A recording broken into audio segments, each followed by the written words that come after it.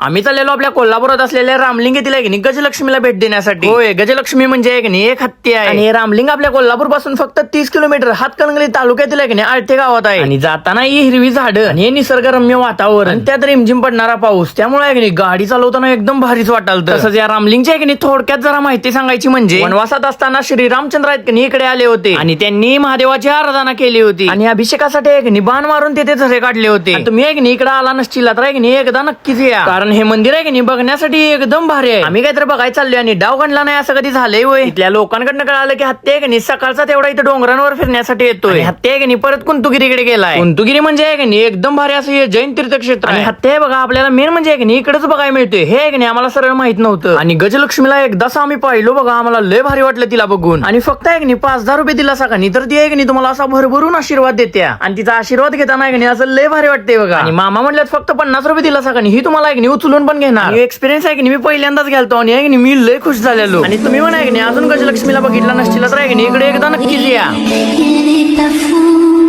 il croit c'est tout, il la voit partout.